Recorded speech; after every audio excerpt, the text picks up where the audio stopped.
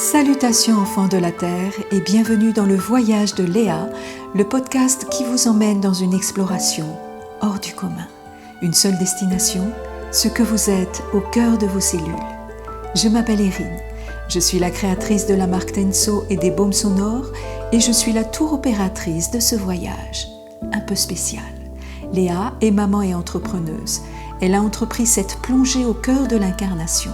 Et avec les baumes sonores, elle a décidé d'aller plus loin, en explorant sa propre matière vibratoire à travers son corps physique. Dans cet épisode, nous abordons la 9e étape de ce voyage. Léa nous raconte sa traversée intérieure avec le baume sonore numéro 12, dédié au sang. Vous êtes les bienvenus à bord. Pensez à vous abonner et à partager ce podcast. Bonjour Léa. Bonjour Erin.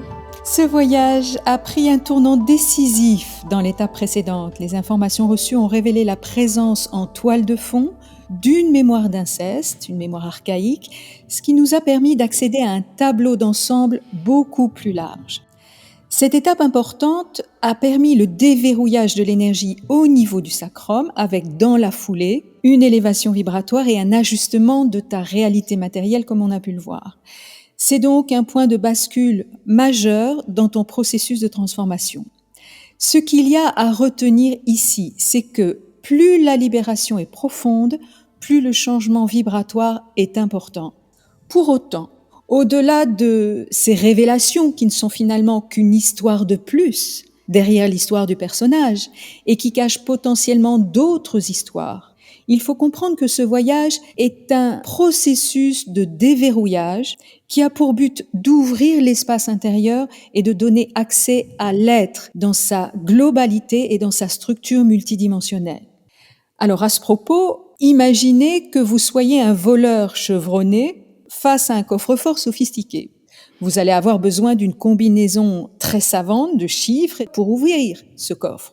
Eh bien, dans ce voyage, c'est l'agencement spécifique des baumes qui sont écoutés, qui constitue la clé de déverrouillage, qui va permettre le décodage, l'ouverture de l'espace intérieur pour accéder à qui vous êtes vraiment et à qui tu es vraiment, Léa. Il faut rappeler qu'il y a dans ce voyage des intelligences créatives qui œuvrent à chaque étape. Et pour aller plus loin dans ce processus de déverrouillage, tu as poursuivi avec le baume dédié au sang, le sang qui porte justement la mémoire de l'âme et de la lignée familiale. Que s'est-il passé pour toi avec ce baume sonore ? Alors c'est rigolo, mais en ce moment, j'ai mes règles. Alors, comme on a identifié, effectivement, le baume se passe toujours en 2 parties, c'est-à-dire d'abord des manifestations plutôt physiques et ensuite des synchronicités dans ma vie. La première journée où j'ai écouté le baume, c'était rigolo parce que je sortais de ma douche et en me regardant dans le miroir, j'ai vu sur mon visage une marque rouge sur ma joue. Ça m'a tout de suite fait penser à une larme de sang. Donc, j'étais en train de commencer ce fameux baume sang et dans les jours qui ont suivi, j'ai eu beaucoup de nervosité, de nausées aussi et assez rapidement des rêves qui mettaient en scène ma famille et aussi des rêves qui étaient d'une très grande violence. Alors, on va dire que ma conscience m'épargnait les éléments les plus graphiques, mais il s'agissait toujours d'histoires avec des personnages sadiques qui tuaient des gens et qui avaient en fait en toile de fond des rituels sataniques qui portaient sur de la scarification, de la torture, vraiment de la chair et des fluides du corps. Donc après la larme de sang, un bain de sang. C'est-à-dire que à travers ton inconscient, il y a une sorte de purge de cette violence animale. Or, il y a dans le sang une dimension qui est très occulte. On parle de pacte de sang, on parle de rituel de sang.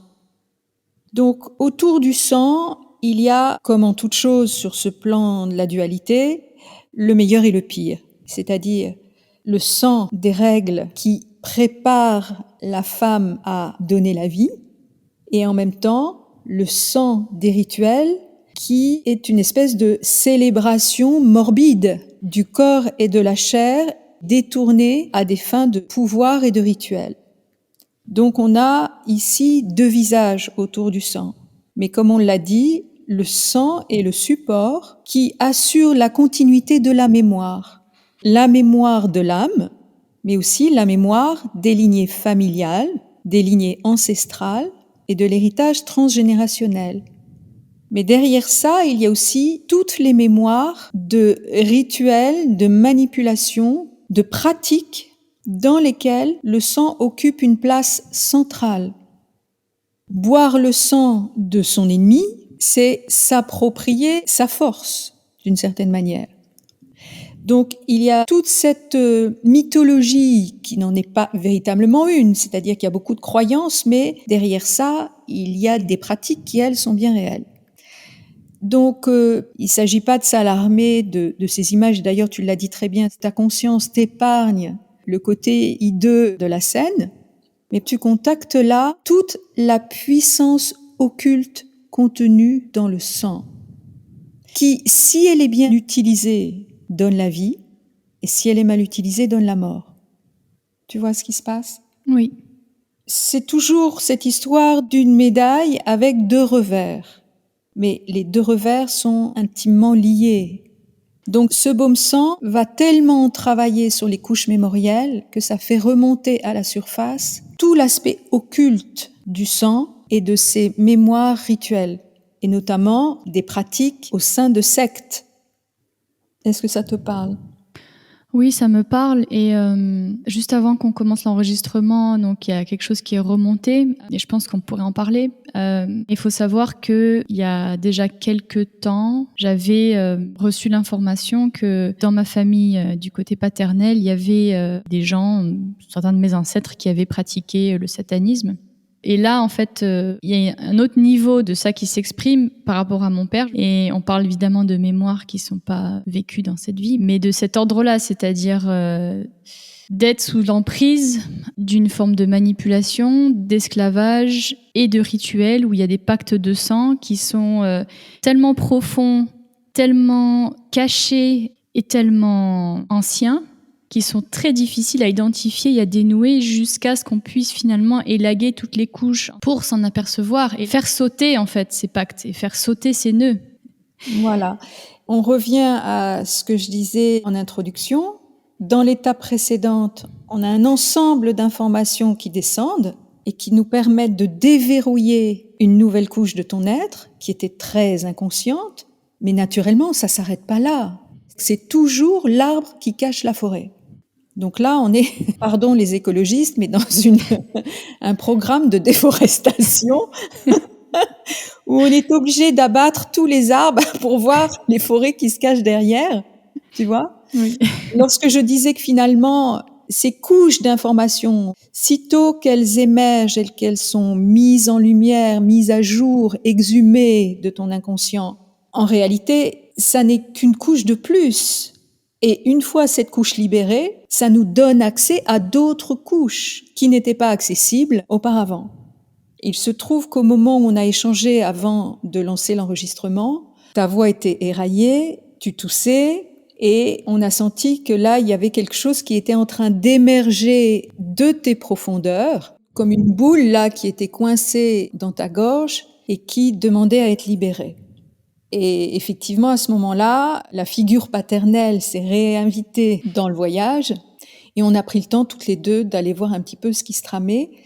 Effectivement, je pense qu'en travaillant avec ce baume sang et en recontactant toute la mémoire familiale, mais aussi la mémoire de l'âme, c'est ça qui est en train d'émerger, c'est-à-dire d'anciens liens de sang, d'anciens pactes de sang, d'anciennes pratiques de manipulation très occultes, qui fait que véritablement, tu ne t'appartiens plus. Tu ne sais plus qui tu es et tu es sous emprise totale.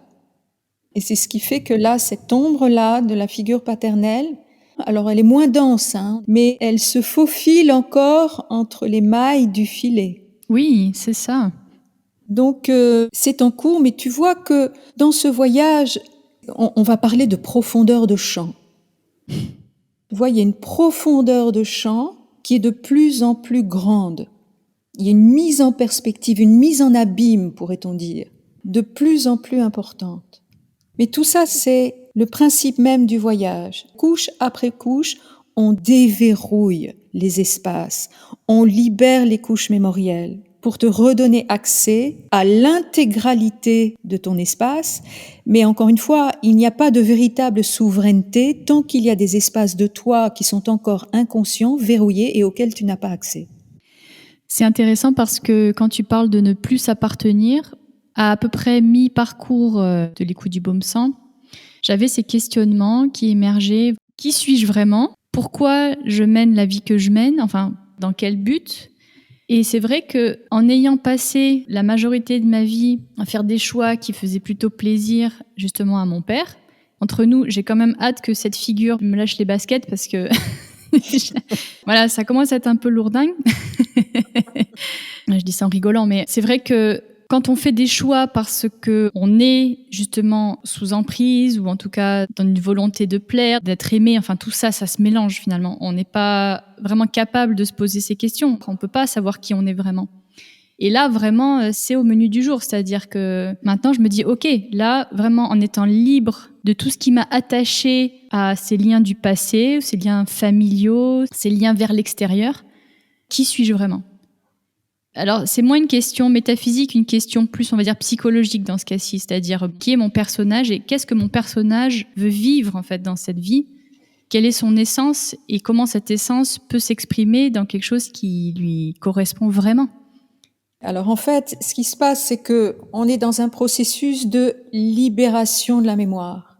Une fois la mémoire libérée, la transmutation peut s'opérer. Et après le processus de nettoyage, c'est un autre processus qui s'installe.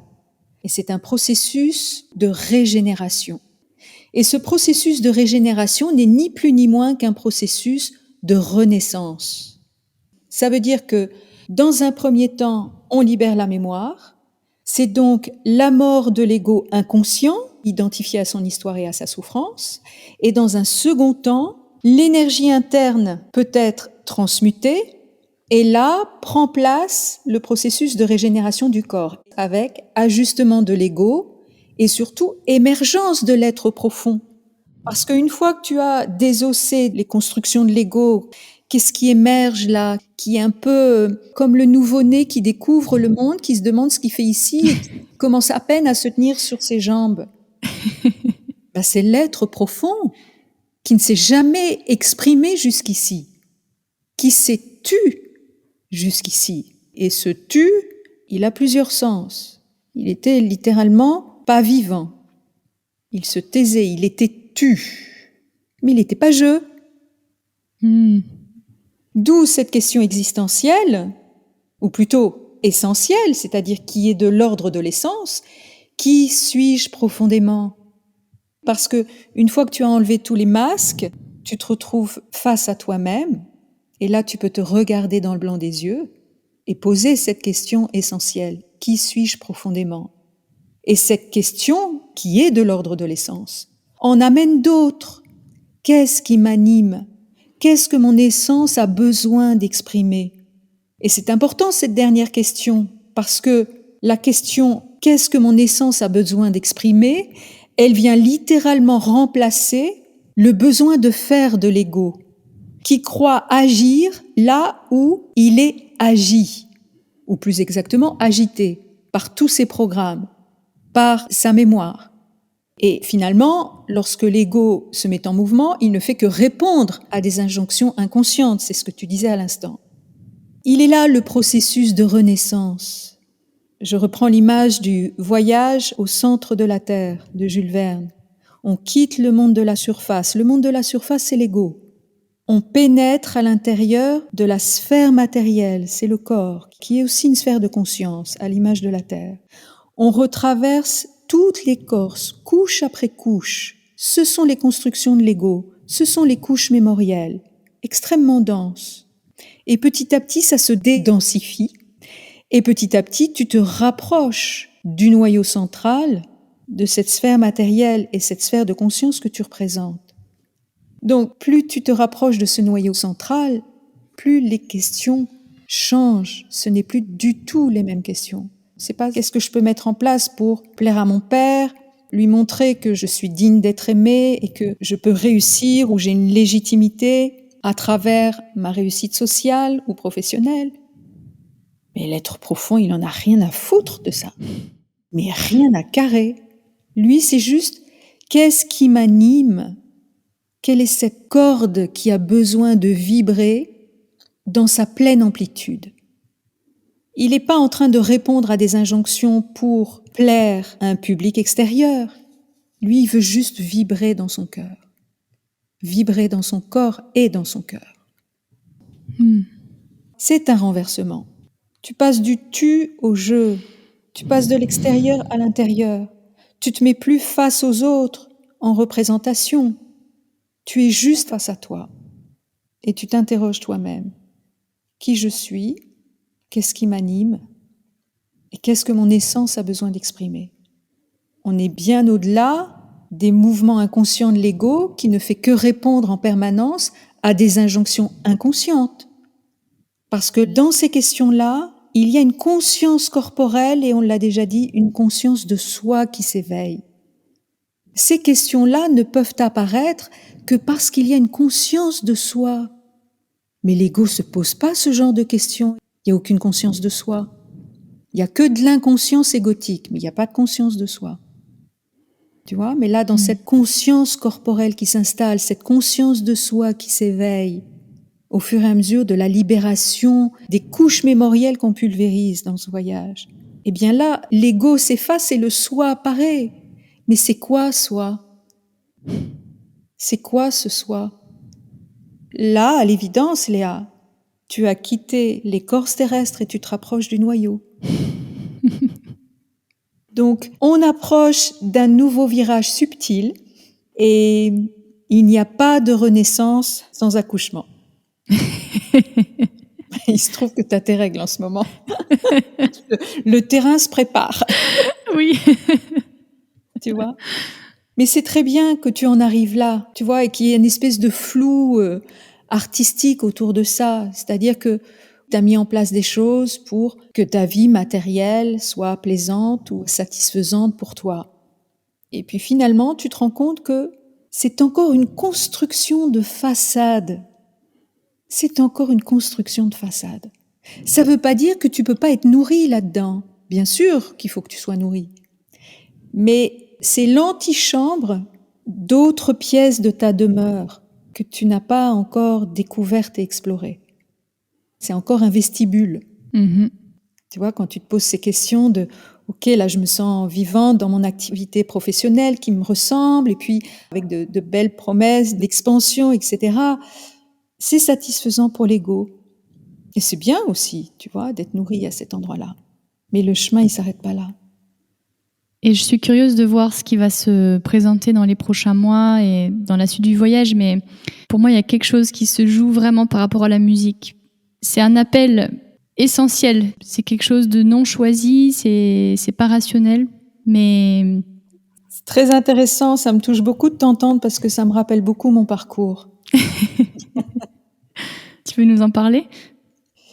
Ah, c'est une vieille histoire, la musique. Je suis née dans une famille de musiciens et petite, je voulais être chanteuse. J'ai fait du chant, j'ai été au conservatoire, j'étais instrumentiste et en même temps, j'avais cet appel d'utiliser la voix qui était très très fort. Dans ce processus de dépouillement, et notamment de la mémoire, ce que j'avais réalisé, c'est que je continuais de fonctionner sur des mémoires de personnages qui avaient été chanteurs lyriques, mais aussi qui avaient chanté à l'époque de l'émancipation des Noirs, dans des églises, en m'accompagnant au piano. Enfin bon, j'étais pétrie de ces mémoires-là. Je comprenais pas d'ailleurs pourquoi je n'avais qu'une envie, c'était de chanter du jazz, moi qui avais la peau blanche, qui avait jamais souffert de toute ma vie. Et pour moi, le jazz, c'était chanté par des Noirs qui avaient souffert. C'était des clichés. Et ça me lâchait pas, c'était la seule chose qui m'animait. Moi, j'ai pu réaliser mon rêve d'enfant, qui était de devenir chanteuse, en écrivant un album complet pendant 1 an et en commençant à m'autoproduire. Ça n'a pas duré longtemps. J'ai vécu des moments d'exaltation et de bonheur intense, mais la confrontation avec le réel était insupportable. Le milieu était insupportable, les gens que je croisais étaient insupportables. Enfin, voilà. Très vite, j'ai tourné mes talons, tu vois. Alors, j'en ai fait le deuil et il m'a fallu un temps pour en faire le deuil parce que j'avais tellement d'aspirations. Je voyais que j'étais encore animée, mue par des mémoires. Je rejouais de vieux personnages, je réenfilais des vieux costumes.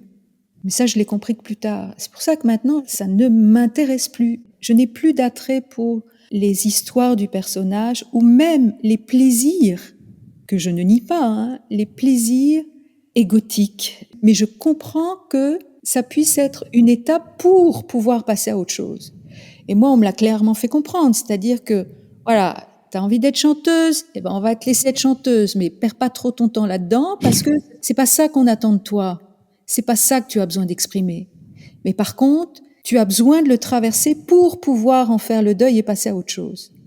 En faisant ce travail-là, j'ai pu, moi, m'affranchir de tout ce poids de la mémoire. Mais j'entends que ça puisse être, à un moment donné, une étape pour toi, de passer par ce besoin d'exprimer quelque chose de fondamental pour toi à travers la musique. Mais c'est peut-être, comme pour moi, simplement une étape de transition. Tout ça pour dire que quand tu es sur le plan de l'essence, il n'y a rien d'autre que ça. Tu n'attends rien de plus. Et l'essence, elle est tellement unique et singulière qu'elle s'exprime de manière unique et singulière, de manière complètement originale. Et c'est parce que j'ai traversé toute l'écorce pour moi-même contacter ce noyau central que les baumes sont apparus. Ça n'existait pas avant, ça. Et l'ego, mon personnage, n'aurait jamais pu créer ça. Jamais. Aujourd'hui, à travers mon expérience, je peux dire, mais c'est un point de vue qui est le mien, je préfère renoncer à tous les appétits de l'ego. Ça ne m'intéresse pas. Moi, ce qui m'intéresse, c'est ce qui relève de l'essence. Ça, oui, ça vibre pour moi.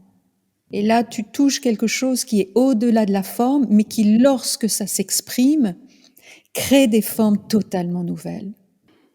Elle est là, la singularité. Elle est dans l'essence.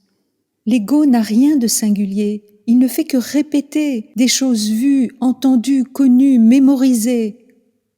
Il n'y a rien de singulier dans l'ego. Rien. C'est modélisé à tous les étages. Par contre, ce qui relève de l'essence est absolument unique, absolument inédit. Et il est là le noyau central à contacter. Donc, tu peux t'abstenir d'utiliser le mot musique ou chant ou danse pour laisser le champ ouvert. Oui. Et être plutôt dans la question, qu'est-ce que mon essence a besoin d'exprimer? Et ça prendra la forme que ça prendra. La forme sera résolument nouvelle et vibrante parce que c'est l'essence qui l'aura définie. Et dans ce cheminement, dans celui que j'ai traversé, je mettrai le lien vers cette interview avec Arnaud Malheur. C'est la seule vidéo qui parle vraiment de la genèse des baumes sonores.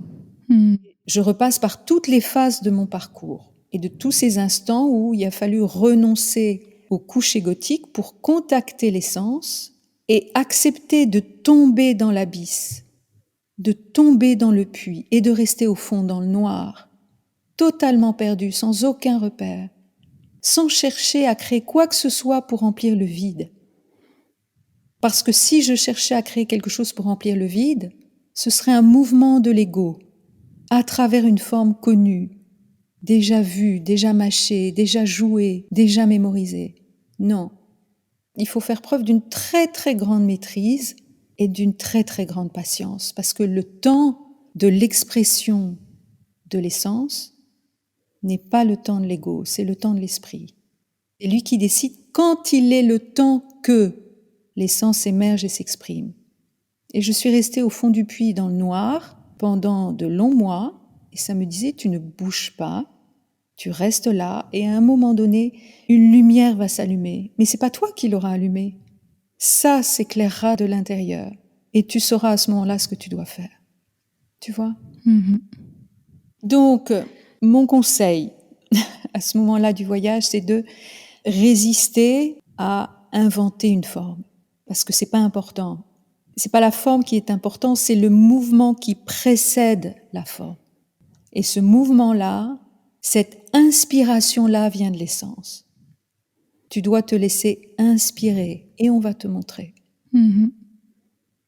Bon, on a fait une aparté, mais je pense que c'était important, voilà, de créer des petites passerelles aussi à ce moment-là du voyage. Mais voilà ce qui se joue en tout cas avec ce baume sang. Plus on libère la mémoire, plus l'ego se déconstruit et plus il y a quelque chose d'un peu flou au départ qui émerge des profondeurs et c'est l'être, c'est l'essence. Et il est tout à fait normal que ces questions-là apparaissent. Qui je suis? Qu'est-ce qui m'anime? Qu'est-ce que mon essence a besoin d'exprimer? Là, tu es dans l'essence. Là, tu es proche, tout proche du noyau central, tu vois? Donc, on va parler de la suite de ce voyage. Oui. Celui qui s'impose à moi, c'est l'utérus. On a parlé de ce processus de régénération du corps, qui est un processus de mort-renaissance. C'est la suite du sang. C'est-à-dire, là où l'ego meurt, c'est l'essence qui apparaît. C'est un processus de mort et de renaissance. Et il s'agit là, pour toi, de te mettre au monde toi-même. Et souviens-toi, quand on a parlé du sacrum, tu sentais ces poussées comme les contractions de l'enfantement. Il y a un espace qui doit être créé, en tout cas ouvert, harmonisé, pour pouvoir te mettre au monde toi-même, t'accueillir toi-même, pas sur le plan de l'ego, mais t'accueillir en tant qu'essence, au-delà de l'ego et du personnage. Oui, ça sonne juste pour moi. Et là, cet espace-là, il faut aller le chercher dans l'utérus. C'est un processus d'auto-fécondation, de régénération et de mise au monde. Je me mets au monde parce que j'ai traversé l'écorce de l'ego, je me mets au monde et je suis en mesure de m'accueillir en tant qu'essence. Ça te parle? Oui, absolument. Bon.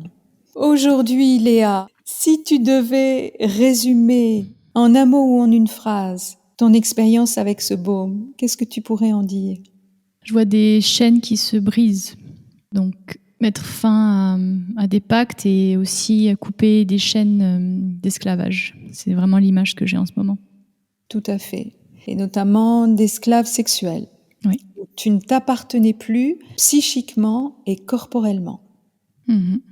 Eh bien, Léa, merci infiniment pour ce partage. Je te souhaite une belle intégration et je te dis à tout bientôt pour faire le point sur la suite de ce voyage et de cette belle renaissance qui s'annonce. À très bientôt. Merci beaucoup, Erin. À bientôt. Si vous aussi, vous avez envie de vous lancer dans cette aventure intérieure, rendez-vous sur le site de la marque Tenso pour découvrir l'univers des baumes sonores ainsi que toutes les ressources mises à votre disposition. N'hésitez pas à poser vos questions ou à demander un conseil personnalisé. Je me ferai une immense joie de vous guider. Sur ce, enfants de la Terre, je vous donne rendez-vous pour la prochaine étape du voyage de Léa. Et rappelez-vous, le plus beau voyage est celui qui vous ramène à vous, dans votre centre, au plus près de votre essence fondamentale. À très bientôt.